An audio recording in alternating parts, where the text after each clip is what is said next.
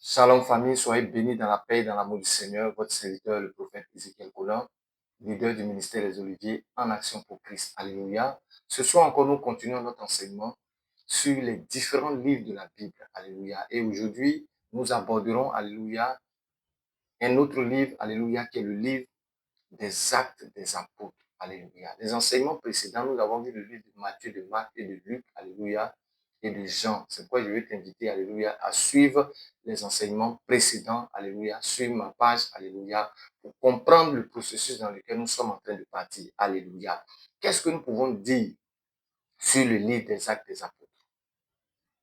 Luc, dans son évangile, montre ce qu'est Christ a commencé à faire, ce que Christ a commencé à faire sur la terre. Alléluia. Luc, dans son évangile, montre ce que Christ a commencé à faire.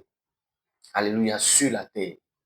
Dans les actes, il a montré ce qu'il a continué à faire par le Saint-Esprit. Alléluia. Donc, lorsque nous lisons le livre des Actes des Apôtres, nous nous rendons compte, alléluia, que notre Seigneur Jésus, après sa mort et sa résurrection, il a eu le temps d'échanger avec les disciples pendant 40 jours, alléluia.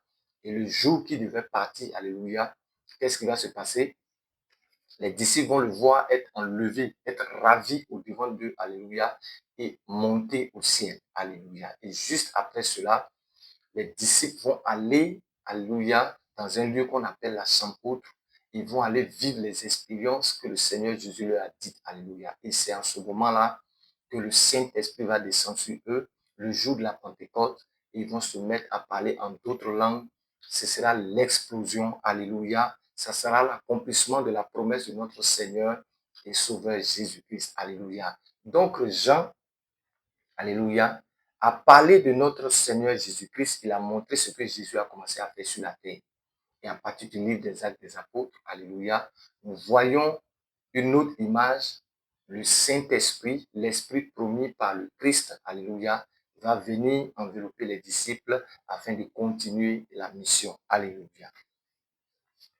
L'ascension de notre Seigneur est la scène finale de Luc. Alléluia. Et c'est le fait qui nous est rapporté à l'ouverture du livre des Actes. Les actes nous rapportent les actes du Saint-Esprit agissant au travers des apôtres. Le Saint-Esprit y est mentionné 70 fois.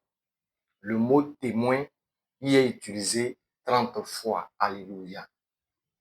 Le livre débute avec la prédication de l'évangile à Jérusalem, la métropole de la nation juive. Il se termine avec la prédication de l'évangile à Rome, la métropole de la puissance mondiale du pouvoir. En une seule génération, les apôtres ont effectué dans toutes les directions et ont prêché dans chaque pays du monde connu alors. Colossiens chapitre 1, verset 23. Du chapitre 1 au chapitre 12, nous trouvons Pierre témoignant devant les Juifs. Son message était repentez-vous.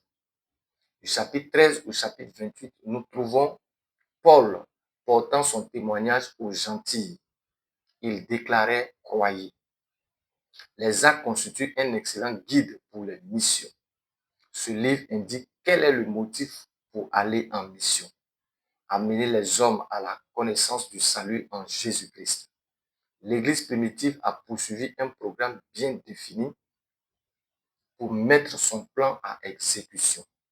Elle avait choisi pour base un grand centre de population à partir duquel elle pouvait irradier. Elle se reposait sur le Saint-Esprit et elle était très zélée.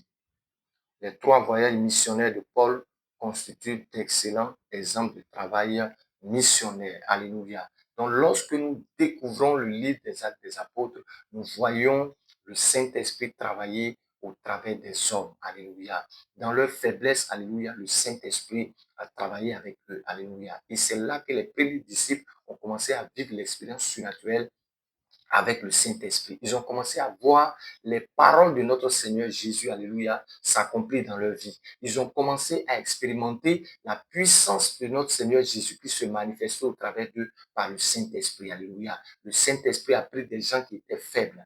Le Saint-Esprit a pris des gens qui étaient incapables, alléluia. Pierre était pécheur, des gens qui n'étaient pas forcément des érudits, alléluia. Le Saint-Esprit les a pris et il a commencé à travailler avec eux, alléluia. À tel enseigne que leur homme même guérissait les malades, à tel enseigne que leur mouchoir même apportait la guérison à ceux qui la touchaient. Alléluia. Ils ont vécu des choses surnaturelles avec le Saint-Esprit. Alléluia.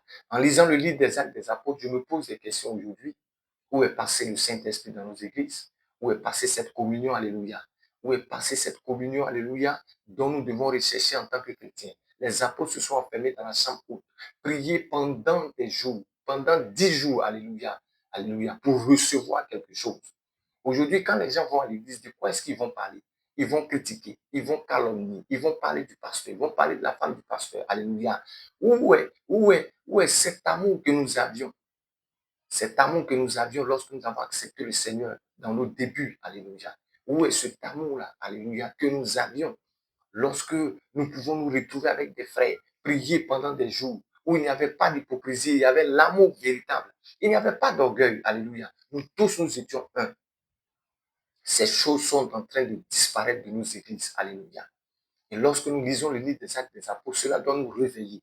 Nous devons, alléluia, nous remettre en cause, remettre notre manière de fonctionner, alléluia. C'est le Saint-Esprit qui travaillait dans la vie de l'Église et qui ajoutait les membres à l'Église. Ce n'était pas la publicité, alléluia. Le Saint-Esprit travaillait chaque jour par les miracles, par des guérisons, par des transformations, alléluia, qui étaient authentiques, alléluia. Des vies étaient restaurées.